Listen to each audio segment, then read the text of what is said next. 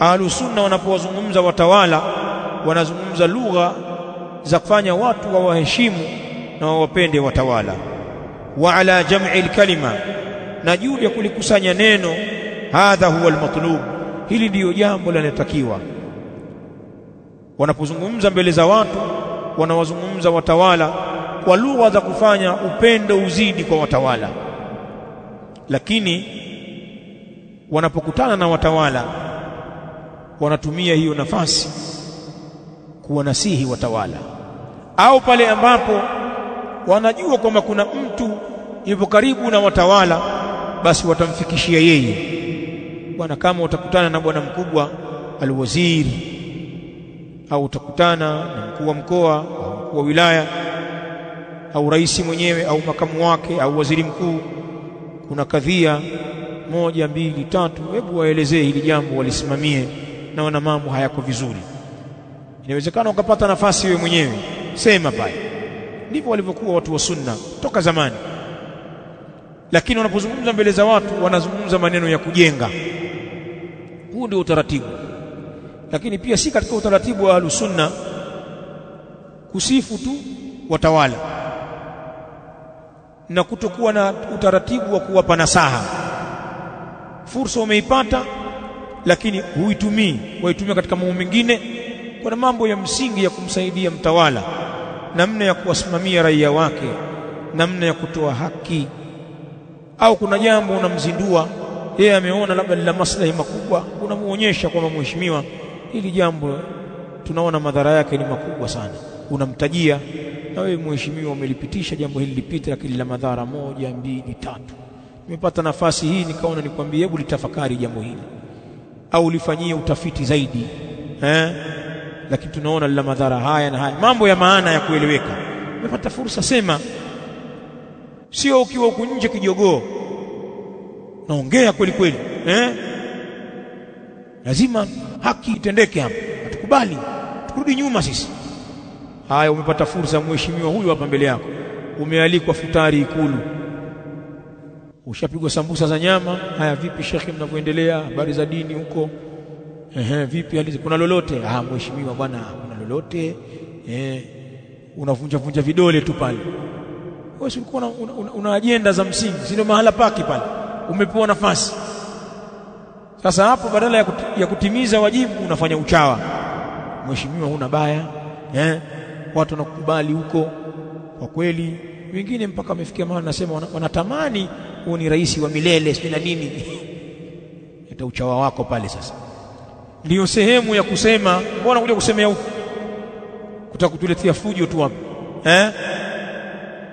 Ndio ile hadithi ya Mtume sallallahu alaihi wa alihi wasallam الذي أخرجه الحاكم في المستدرك عن ثابت، حديث عياض ابن غنم رضي الله تعالى عنه، na imekuja kwa njia nyingi.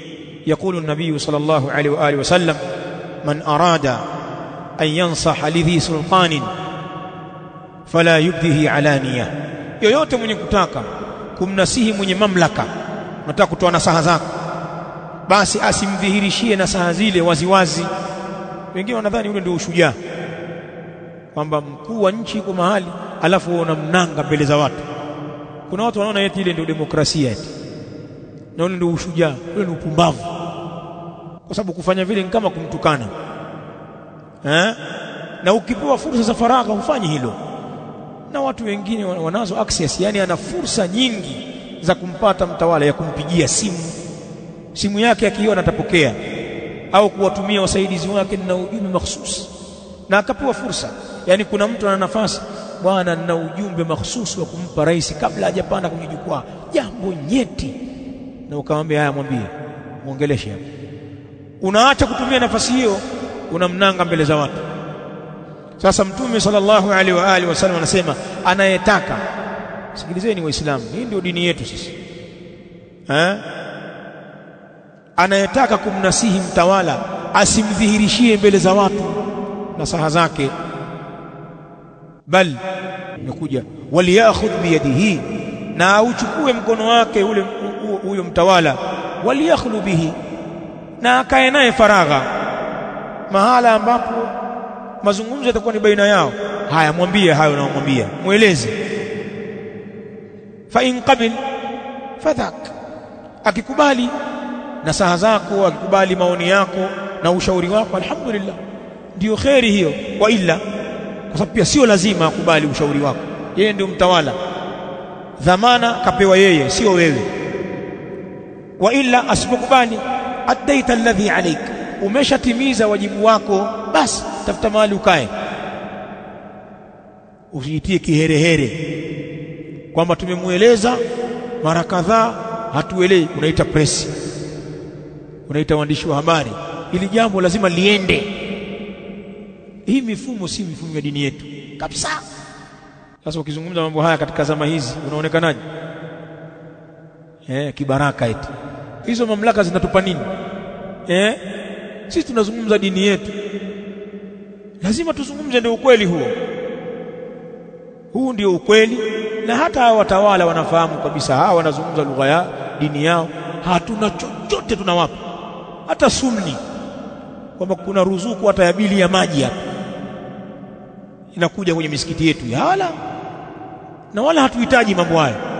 Maadamu pana fursa ya amani, tunatekeleza kazi zetu, tunafanya kazi zetu sisi, bali sisi ndio tunatoa, tunalipa kodi. Kila mwenye biashara yake na tin number, kodi tunalipa, tunatoa mapato, hatupati chochote. Lakini haya ni maneno ya dini yetu. Wako wenye kuzungumza kwa malengo ya kimaslahi, sisi hatuna malengo hayo.